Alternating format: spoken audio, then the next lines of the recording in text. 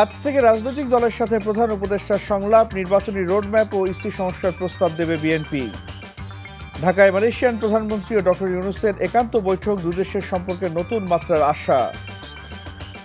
উজানের ঢলে শেরপুরের 2 উপজেলায় আকস্মিক বন্যা, 20 গ্রাম প্লাবিত, হাজার হাজার মানুষ পানিবন্দী। ইসরায়েল বেশি দিন টিকবে না, বিরল খুতবায় হুমকি খামেনির। বৈরুতে এই যাবৎকালের শক্তিশালী বিমান হামলা দখলদারদের।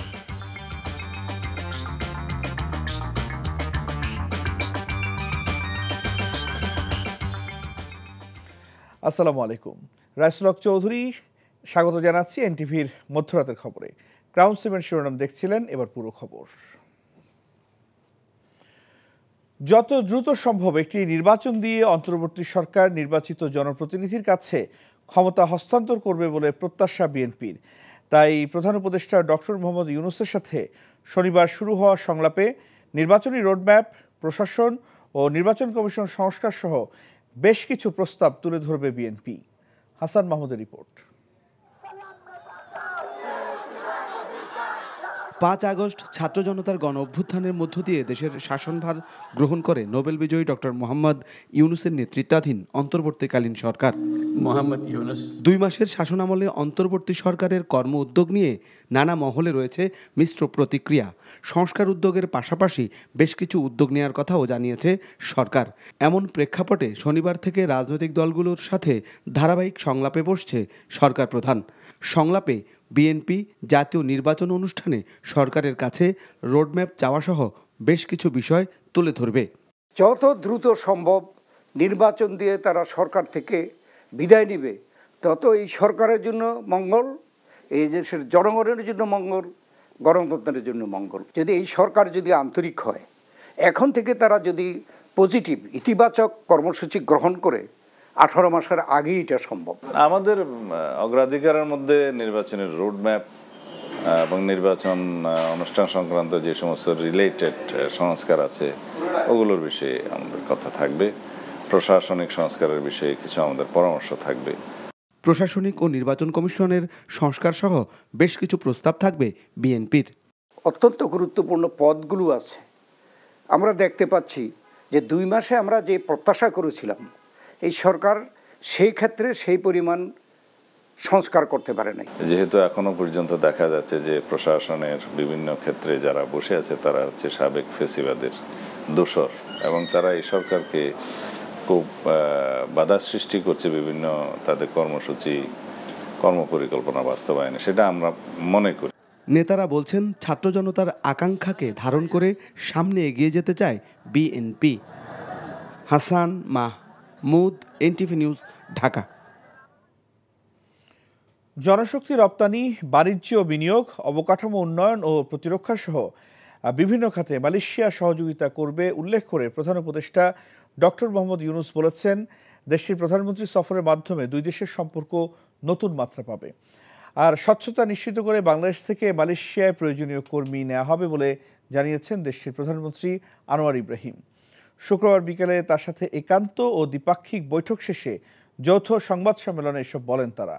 অন্তর্বর্তী সরকার দায়িত্ব নেবার পর প্রথম কোনো সরকার প্রধান হিসেবে 4 ঘন্টার সংক্ষিপ্ত সফরে শুক্রবার দুপুরে ঢাকায় আসেন আনোয়ার ইব্রাহিম। রিপোর্ট করছেন রকুনউদ্দিন। অন্তর্বর্তী সরকার দায়িত্ব নেবার পর প্রথম কোনো সরকার প্রধান হিসেবে 4 ঘন্টা সফরে শুক্রবার বেলা 2টায় ঢাকায় নামেন মালয়েশিয়ার প্রধানমন্ত্রী আনোয়ার ইব্রাহিম। 2 দিনের পাকিস্তান সফর শেষে দেশে ফেরার পথে তার এই সংক্ষিপ্ত সফর।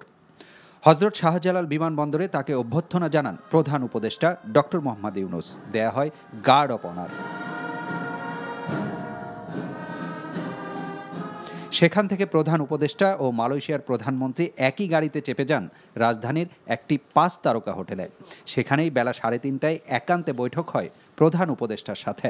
বৈঠকে বাংলাদেশ থেকে জনশক্তি রপ্তানি, বাণিজ্য ও বিনিয়োগ, অবকাঠামো উন্নয়ন সহ নানান বিষয়ে আলোচনা হয়। এরপর একই স্থানে হয় দ্বিপাক্ষিক বৈঠক। অংশ নেন 2 দেশের সরকারের ঊর্ধ্বতন ব্যক্তিরা। বৈঠক শেষে 2 দেশের সম্মিলিত সংবাদ সম্মেলনে পুরনো বন্ধুকে স্বাগত জানিয়ে ডক্টর মোহাম্মদ ইউনূস বলেন, গণ অভ্যুত্থানে ছাত্র জনতার আত্মত্যাগ ও বিগত সরকারের গণহত্যা নিয়ে জানানো হয়েছে মালয়েশিয়ার প্রধানমন্ত্রীকে। We broadly had discussed 3 core areas of cooperation: political, trade and investment, cultural and humanitarian. We discussed the issue of safe repatriation of the forcibly displaced Myanmar nationals to Myanmar. We requested the Prime Minister to persuade Rohingya repatriation issue in ASEAN fora. We also discussed the possibility of increasing workers and professional intake from Bangladesh and multiple entry visas for them. আর বাংলাদেশের সাথে সম্পর্ক আরও জোরদার হবে, কর্মী নেবার ক্ষেত্রে স্বচ্ছতা নিশ্চিত করা হবে বলে জানান মালয়েশিয়ার প্রধানমন্ত্রী। I believe your effort to ensure that this new Bangladesh is Bangladesh which is such vibrant democracy and respect the rights of every single citizen in the country. Can we deny, therefore, the role of Malaysian professionals, and to an extent, the role of many Bangladeshi workers? Now, that is why when you appeal for us to consider the issue of 7,000 or more who were duly registered but then lost that opportunity because of the political development and uprising here. সেখান থেকে বেলা 5:30টায় আনোয়ার ইব্রাহিম যান বঙ্গভবনে রাষ্ট্রপতি মোহাম্মদ শাহাবুদ্দিনের সাথে সাক্ষাৎ করতে। এ সময় দুদেশের স্বার্থ সংশ্লিষ্ট নানান বিষয়ে আলোচনা হয়। বঙ্গভবন থেকে মালয়েশিয়ার প্রধানমন্ত্রী সহ সফর সঙ্গীরা যান হজরত শাহজালাল বিমানবন্দরে। আর সন্ধ্যার পর দেশের উদ্দেশ্যে ঢাকা ছাড়েন মালয়েশিয়ার প্রধানমন্ত্রী। রকনউদ্দিন, এনটিভি নিউজ, ঢাকা। হোয়াটসঅ্যাপ কথোপকথনে জনপ্রশাসনের সিনিয়র সচিব মোখলেসুর রহমান, যুগ্ম সচিব জিয়াউদ্দিন ছাড়াও স্বাস্থ্যসেবা বিভাগের সিনিয়র সচিব এম আকমল হোসেন আজাদ, যুগ্ম সচিব কে এম আলী আজম এবং তানভীরের নামে নিয়োগ বাণিজ্য সহ আরও অভিযোগ আছে। তাদের সুপারিশে বিভিন্ন মন্ত্রণালয়েও অসংখ্য আওয়ামী লীগের সহযোগীদের পদায়ন ও পদোন্নতি দেওয়া হচ্ছে বলে তথ্য রয়েছে। নিয়ামুল আজিজ সাদিকের রিপোর্টের আজ দেখুন শেষ পর্ব। ডিসি নিয়োগ বাণিজ্যে অন্যতম mastermind K M Ali Azam. ছাত্র জনতার বিপ্লবের পর 19 আগস্টে জনপ্রশাসন মন্ত্রণালয়ে যুগ্ম সচিব পদে নিয়োগ পান। গভর্নমেন্ট অর্ডার তৈরি করা নিয়োগকৃতদের সঙ্গে সমন্বয় বিষয়ে মোবাইল কথোপকথনে এর প্রমাণ মেলে। এ কাজে বাধা হয়ে দাঁড়াতে পারে এমন ব্যক্তিদের সরিয়ে দেওয়ার জন্য যুগ্ম সচিব আলী আজম ও জিয়াউদ্দিন একসঙ্গে কাজ করেছেন। অন্যতম উপদেষ্টা আলী ইমাম মজুমদার এবং প্রধান উপদেষ্টার অ্যাডমিনের মহাপরিচালক আহসান কিবরিয়াকে কোনো কাজের জন্য দায়ী করার বিষয়েও বলতে দেখা যায়। ঢাকার ডিসি হিসেবে নিয়োগ বিষয়ে সুপারিশ করতে তানভীর নামে একজনের সঙ্গে কে এম আলী আজমের ঘনিষ্ঠ কয়েক দফা বৈঠক করতে দেখা যায়। এই তানভীরের চাহিদা অনুসারে ঢাকার ডিসি হিসেবে নিয়োগ পান শেখ হাসিনা সরকারের আইন সচিব আবু সালেহ মোহাম্মদ জহিরুল ইসলামের একান্ত সচিব তানভীর আহমেদ। রেলপথ মন্ত্রণালয় থেকে স্বাস্থ্যসেবা বিভাগের সচিব হিসেবে 20 আগস্টে বদলি হওয়া আকমল হোসেন আজাদ ছিলেন তাদের আস্থাভাজন। পরে যদিও তাকে চাপে রাখার কৌশল হিসেবে অফিসারদের উস্কে দেওয়ার কথা বলেন জনপ্রশাসনের সিনিয়র সচিব। বিধিবদ্ধ কমিটি কয়েকজন সচিবের নেতৃত্বে 56 জন আওয়ামী লীগ সমর্থিত ডিসি নিয়োগ নিয়ে প্রতিবাদ করায় 16 বছরে বঞ্চিত এবং ছাত্র আন্দোলনের সমর্থকদের 8 জনকে গুরুদণ্ড দেওয়ার সুপারিশ করেন Akmal Hossain Azad. Niamul Aziz Sadiq, NTV news, Dhaka. BNP chairperson Begum Khaleda জিয়াকে 2013 সালের ডিসেম্বরে গুলশানের বাসা থেকে মার্চ ফর ডেমোক্রেসি কর্মসূচিতে যেতে বালুর ট্রাক দিয়ে বাধা ও হত্যা চেষ্টার অভিযোগে শেখ হাসিনা সহ 113 জনের বিরুদ্ধে মামলা হয়েছে। কৃষক দলের এক নেতা গুলশান থানায় বাদী হয়ে এই মামলা করেন। পুলিশ জানায় দ্রুতই তদন্ত করে জড়িতদের বিচারের আওতায় আনা হবে। মেজবা হাসানের রিপোর্ট।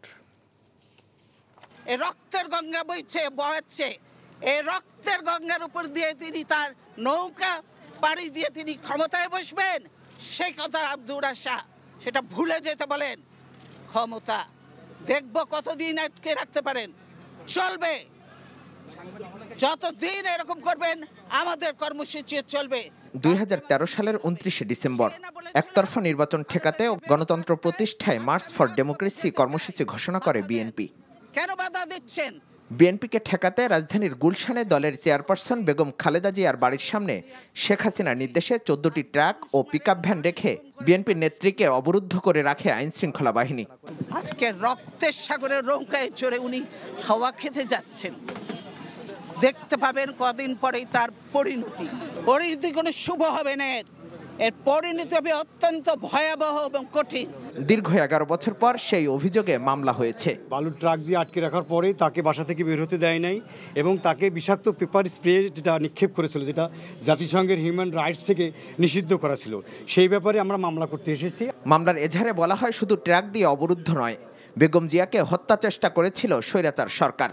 তাকে স্প্রে করা হয়েছে, সে তার বিষাক্ত স্প্রে করা হয়েছে, কাঁচতে কাঁচতে তার বমি চলে এসে দম বন্ধ হয়ে গিয়েছে। আল্লাহর অশেষ রহমত যে উনি সুস্থ, পরবর্তীতে সুস্থ হয়েছেন, নাহলে তাদের ইন্টেনশন ছিল সেদিনই তাকে হত্যা করা। স্বৈরাচার প্রধানমন্ত্রী শেখ হাসিনা 1 নম্বর প্রধান আসামি করে এখানে 113 জন আসামি দেওয়া হয়েছে, ডিক্লেয়ার করা হয়েছে এবং অজ্ঞাতনামা আরও 240 থেকে 300 জনের মতো আসামি করা হয়েছে।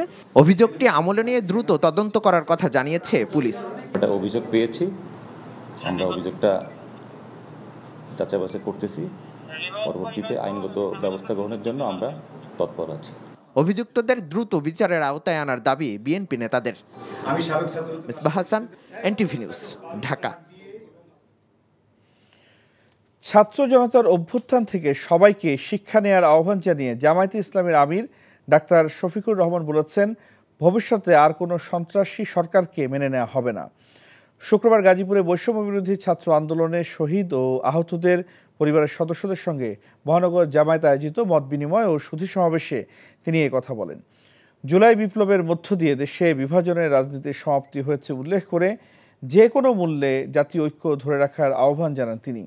ভবিষ্যতে জামায়াত ইসলামী ক্ষমতায় গেলে কোথাও কেউ চাঁদাবাজির সুযোগ পাবে না বলেও জানান ডাক্তার শফিকুর রহমান।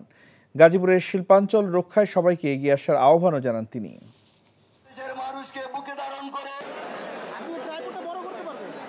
গত, আগত, অনাগত আমাদের সকলের জন্য শিক্ষা হয়।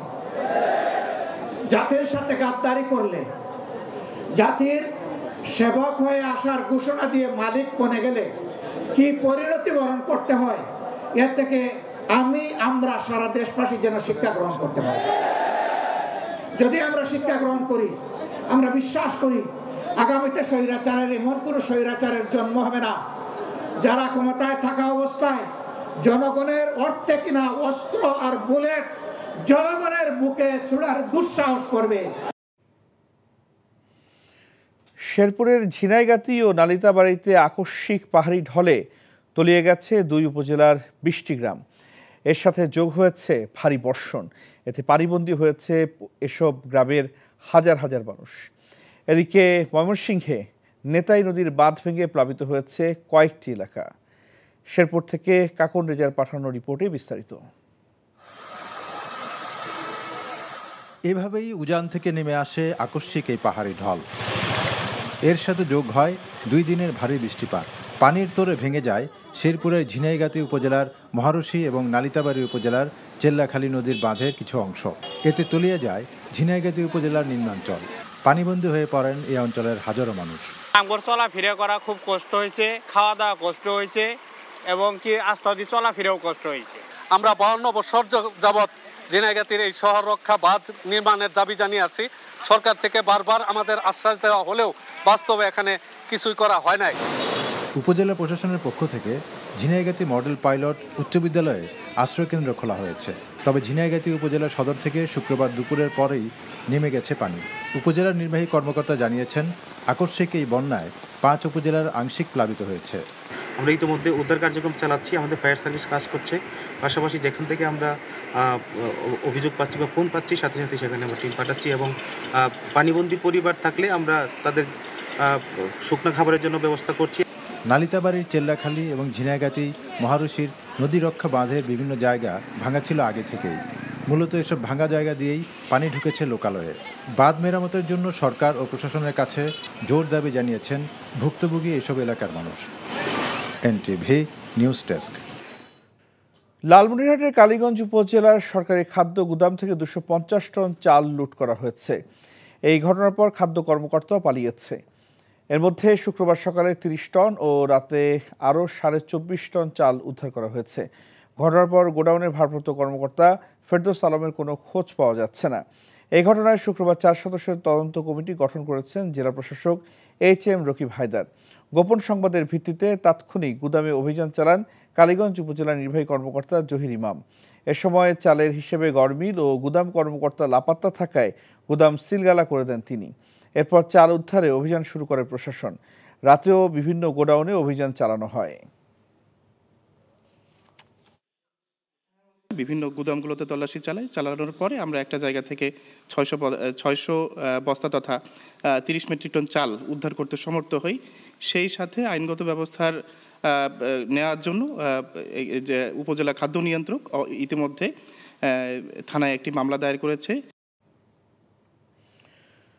চট্টগ্রামের মিরসরাইয়ের রূপসী ঝর্ণাতে পা পিছলে পড়ে বেসরকারি বিশ্ববিদ্যালয়ের শিক্ষার্থী সহ 2 জনের মৃত্যু হয়েছে। শুক্রবার দুপুরে ঝর্ণার গভীর কূপ থেকে নিহতদের লাশ উদ্ধার করে ফায়ার সার্ভিসের ডুবুরি দল। নিহতরা হলেন ইস্ট ওয়েস্ট ইউনিভার্সিটির অনার্স প্রথম বর্ষের শিক্ষার্থী মুশফিকুর রহমান আদনান, নারায়ণগঞ্জ সরকারি কলেজের অনার্স প্রথম বর্ষের শিক্ষার্থী মাহবুব রহমান মুস্তাকিন। ফায়ার সার্ভিস জানায়, সম্প্রতি ঢাকা থেকে 13 বন্ধু চট্টগ্রামের মিরসরাইয়ের রূপসী ঝর্ণায় ঘুরতে আসেন। সকালে আদনান ও মুস্তাকিন পা পিছলে ঝর্ণার কূপে পড়ে যায়। খবর পেয়ে মিরসরাই ফায়ার সার্ভিসের একটি টিম উদ্ধার তৎপরতা চালায়। প্রতিদিনই বাড়ছে ডেঙ্গু আক্রান্তের সংখ্যা, বাড়ছে মৃত্যুর সংখ্যাও। গত এক সপ্তাহে ডেঙ্গুতে আক্রান্ত হয়ে মারা গেছে 27 জন, আর এবছর মৃত্যু হয়েছে 177 জনের। ডেঙ্গুর উপসর্গ নিয়ে রাজধানী সহ দেশের বিভিন্ন অঞ্চল থেকে রোগী ভর্তি হচ্ছেন হাসপাতালগুলোতে। ভয়াবহ পরিস্থিতি তৈরি হবার আগেই নগরবাসীকে সাবধান হবার পরামর্শ চিকিৎসকদের। কায়কোবাদ মাহমুদের রিপোর্ট। জ্বর, বমি আর প্রচণ্ড মাথা ব্যথা সহ ডেঙ্গুর উপসর্গ নিয়ে রাজধানীর মহাখালী ডিএনসিসি ডেডিকেটেড হাসপাতালে ভর্তি হয়েছেন টাঙ্গাইলের তৌহিদ হোসেন। ডাক্তারের পরামর্শ অনুযায়ী চলছে চিকিৎসা সেবা। জ্বর, শরীর ব্যথা, এখানে আসলাম ডেঙ্গু পজিটিভ, তারপর মাথা ব্যথা। ডক্টররা নিয়মিত খাবার খেতে বলছে, তারপর ওনার ট্রিটমেন্ট দিচ্ছে, স্যালাইন দিচ্ছে। এরকমই প্রতিদিন দেশের বিভিন্ন প্রান্ত থেকে ডেঙ্গু রোগী ভিড় করছেন রাজধানীর হাসপাতালগুলোতে। কারো জ্বর 4 দিনের, কারো 7 দিন, কারো বা তারও বেশি। এখন অবস্থা মোটামুটি আগের থেকে অনেক আলহামদুলিল্লাহ ভালো। অনেক অসুস্থ ছিলাম, দেশের থেকে আসছি বাঞ্ছারামপুর থানা। আমি মূলত ঢাকায় ছিলাম, খুলনা গেছিলাম অফিসিয়াল কাজে, ওখানে যাই আমি অসুস্থ হয়ে গেছি। যে সমস্যাগুলো আছেন ডাক্তারদেরকে বলছি, ওরা চিকিৎসা করছে বা ওষুধ দিচ্ছে। উঠে দাঁড়াইতে পারি না, এরকম পর্যায়ে ছিলাম। এই জায়গায় আসার পর আলহামদুলিল্লাহ ইনশাল্লাহ অনেক ভালো আছে। চিকিৎসকরা জানান, ডেঙ্গুর লক্ষণ না থাকলেও যে কোনো জ্বরের ক্ষেত্রেই এখন হতে হবে সতর্ক। বারবার বমি যদি হয়, বারবার পাতলা পায়খানা যদি হয়, তীব্র পেট ব্যথা যদি থাকে, পেশেন্ট লেথার্জি, খেতে পারতেছে না, একদম বিছানায় শুয়ে পড়তেছে, কিছুই খেতে পারতেছে না, আর কোথাও যদি ব্লিডিং হয়, বিশেষ করে কাশির সাথে, বমির সাথে, অথবা দাঁতের মাড়ি দিয়ে, অথবা প্রস্রাব পায়খানার সাথে, এগুলো হলে আমরা বলি যে তাড়াতাড়ি হাসপাতালে ভর্তি হন।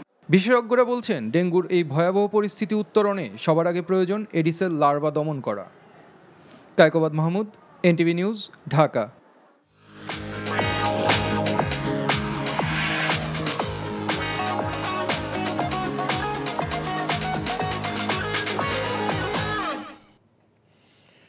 নগদ নিবেদিত অর্থনীতির খবর।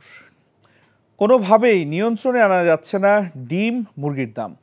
বাজারে পণ্য দুটির দাম দফায় দফায় বাড়ছে। সপ্তাহের ব্যবধানে কেজিতে 20 থেকে 30 টাকা পর্যন্ত দাম বেড়েছে ব্রয়লার মুরগির। আর ডিমের দাম আরেক দফা বেড়ে ডজন বিক্রি হচ্ছে 165 টাকায়। অন্যদিকে বৃষ্টিতে সরবরাহের ঘাটতির অজুহাতে বাড়তি সব ধরনের সবজির দাম। 1 কেজি কাঁচামরিচের দাম তো 300 টাকা ছাড়িয়েছে। হাসানুল শাওনের রিপোর্ট। গত 15 সেপ্টেম্বর প্রতি পিস ফার্মের মুরগির বাদামি রঙের ডিমের যৌক্তিক দাম 11 টাকা 87 পয়সা ঠিক করে দেয় সরকার। সেই হিসেবে প্রতি ডজন ডিমের দাম দাঁড়ায় প্রায় 143 টাকা। কিন্তু বাজারে ডিমের দাম অনেকটা বাড়তি, ক্রেতাদের ডজন কিনতে হচ্ছে 165 টাকায়। সরকারের সাথে বাজারের কোনো কথা কাজে মিল নেই, নিয়ন্ত্রণের বাইরে। আসলে এটা যে কেন হইতেছে, কি হইতেছে, এটা তো আমরা বুঝতেছি না। বিক্রেতারা বলছেন, পাইকারি বাজারেই ডিমের দাম বেশি এবং আপাতত দাম কমার কোনো লক্ষণ নেই। পাইকারি বাজারে শতে বাড়ছে 150 টাকা, 150 টাকা যদি শতে বাড়ে থাকে, তাহলে আমরা দর্জনে আবার 10 টাকা বাড়ি বিক্রি করতে হয় না। সাপ্লাই কম, সারা বাংলাদেশে বন্যা পরিস্থিতি খারাপ, খামারগুলো বন্ধ হয়ে গেছে, এই জন্য ডিমের প্রভাব পড়তেছে। অন্যদিকে বাজারে সোনালী মুরগির কেজি বিক্রি হচ্ছে সরকার নির্ধারিত দাম 270 টাকায়। তবে সরকারের বেঁধে দেয়া দামের থেকে 20 থেকে 30 টাকা বেশি দামে বিক্রি হচ্ছে ব্রয়লার। কেজি মিলছে 200 থেকে 210 টাকায়। খুব কষ্ট হয়ে যায়, তারপরও আমরা কিনি, কি করব এখন? আমদানি কমে গেছে, বলে সমস্যা এটাই, আমদানি কম যার কারণে দাম বেশি। কদিনের বৃষ্টির প্রভাব পড়েছে সবজির বাজারে। বেশিরভাগ সবজির দামই 70 থেকে 80 টাকার উপরে। মানুষ আসলে বাজারে এসে ঘোরাঘুরি করে, কিন্তু কিনে যে 1 কেজি কেনার কথা সে কিনে এলো 250 গ্রাম বা আধা কেজি। দ্রব্যমূল্যের দাম তো কন্টিনিউয়াসলি বাড়তেছে, এটা তো আর কমতেছে না, তো সেক্ষেত্রে তো সাধারণ মানুষের অবস্থা তো খারাপই। বিক্রেতারা বলছেন সরবরাহ কম হওয়াতে প্রায় সব ধরনের সবজির দামই বাড়তি। কারণ মালের আমদানি খুবই কম, বাজারে কোনো মাল নাই, পাওয়া যায় না কোনো মাল। বৃষ্টির কারণে অনেক মাল নষ্ট হয়ে গেছে, এই কারণে দাম বেশি। কেজিতে 150 টাকারও বেশি দাম বেড়ে কাঁচামরিচ বিক্রি হচ্ছে 320 টাকায়। 320 টাকা করে ভাই, কাঁচামরিচের যে পরিস্থিতি কিন্তু খুব খারাপ, ভয়াবহ। এত টাকা দাম হইলে কি হবে? মানে বৃষ্টি হওয়ার কারণে মাল অনেক নষ্ট হয়ে গেছে, তার কারণে একটু দাম বেশি। এছাড়া নতুন করে দাম না বাড়লেও বাজারে সব ধরনের চালের দাম বেশ কিছুদিন ধরেই বাড়তি। Hasanul Shaon, NTV news, Dhaka.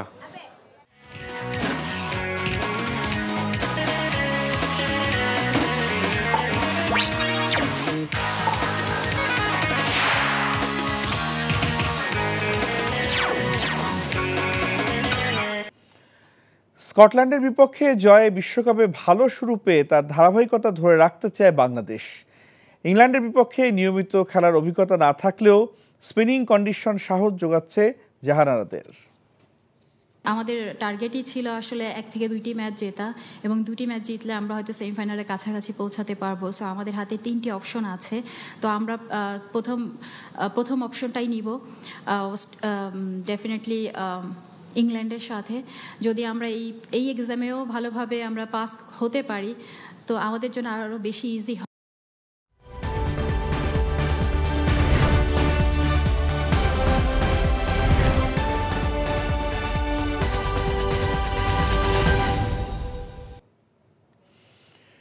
Ispahani মির্জাপুরটি Bharat Bangladesh টি-20 series প্রসঙ্গ। 2026 সালের টি-20 বিশ্বকাপের প্রস্তুতি ভারতের বিপক্ষে সিরিজ দিয়ে শুরু করতে চায় বাংলাদেশ। প্রতিপক্ষ ভারত শক্তিশালী দল হলেও আগ্রাসী ক্রিকেট খেলার কথা জানালেন নাজমুল হোসেন শান্ত। তবে এই দলে মাহমুদুল্লাহ রিয়াদের ভূমিকা নিয়ে আপাতত নীরব বাংলাদেশ অধিনায়ক। গোয়ালিয়র থেকে মমিনুর রিপনের রিপোর্ট। ভারতের বিপক্ষে টেস্টের হতাশা ভুলে এখন টি-20তে ভালো করতে মরিয়া বাংলাদেশ। এই সিরিজ থেকেই পরবর্তী টি-20 বিশ্বকাপের পরিকল্পনা শুরু করতে চায় লাল সবুজের দল। গত বিশ্বকাপে আফগানিস্তানের বিপক্ষে নিজেদের শেষ ম্যাচে রক্ষণাত্মক খেলা নিয়ে সমালোচনা হয়েছে অনেক, তাই এই সিরিজে নিজেদের ভিন্নভাবে উপস্থাপন করতে চায় বাংলাদেশ। এখানে যে প্লেয়ারগুলো আছে সাথে হয়তো আর 4-5টা প্লেয়ার হয়তো বাইরে আছে যারা অ্যাড হবেন, এরাই হয়তো সামনে 26 ওয়ার্ল্ড কাপে খেলবে। সো আমার মনে হয় এই সিরিজ থেকেই আমাদের ওই প্রপার প্রিপারেশনটা শুরু হবে।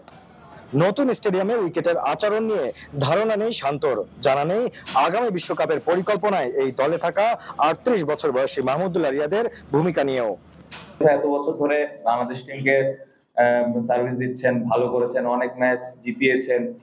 হ্যাঁ, অনেক ম্যাচ হয়তো শেষ করে আসতে পারেননি, বাট বাংলাদেশের অনেক ম্যাচ জেতার পেছনে কিন্তু ওনার অনেক অবদান আছে। গত বিশ্বকাপের পর ভারত দলের বেশ কিছু তারকা ঝরে গেল নিজেদের মাটিতে তারা সবসময় ফেভারিট। তবুও জয় দিয়ে টি-20 সিরিজ শুরু করতে চান বাংলাদেশ অধিনায়ক। চেন্নাই ও কানপুরে বিষাদময় টেস্টের পর এবার শান্তদের সামনে টি-20 চ্যালেঞ্জ। কঠিন হলেও ভবিষ্যৎ পরিকল্পনায় এই সিরিজ জয়ের লক্ষ্যের কথা জানালেন বাংলাদেশ অধিনায়ক। Mominur Ripon, NTV news, Gwalior, Bharat. খবর শেষ করছি, যাবার আগে ক্রাউন সিমেন্ট শিরোনামগুলো আরেকবার। আজ থেকে রাজনৈতিক দলের সাথে প্রধান উপদেষ্টার সংলাপ, নির্বাচনী রোডম্যাপ ও ইসি সংস্কার প্রস্তাব দেবে বিএনপি। ঢাকায় মালয়েশিয়ান প্রধানমন্ত্রী ও ডক্টর ইউনূসের একান্ত বৈঠক, দুদেশের সম্পর্কে নতুন মাত্রার আশা। উজানের ঢলে শেরপুরের 2 উপজেলায় আকস্মিক বন্যা, 20 গ্রাম প্লাবিত, হাজার হাজার মানুষ পানিবন্দী। ইসরায়েল বেশিদিন টিকবে না, বিরল খুতবায় হুমকি খামেনির। বৈরুতে এই যাবৎকালে শক্তিশালী বিমান হামলা দখলদারদের। এই ছিল মধ্যরাতের খবরে। এই খবরের ভিডিও শো আপডেট জানতে ভিজিট করুন এনটিভি অনলাইন www.ntv.com। এছাড়াও এনটিভি জনপ্রিয় সব অনুষ্ঠান ও খবরে আপডেট জানতে ভিজিট করুন আমাদের ইউটিউব ও ভেরিফাইড ফেসবুক পেজ। সকাল 7:30 সকালের খবর দেখার আমন্ত্রণ রইল। ধন্যবাদ সবাইকে।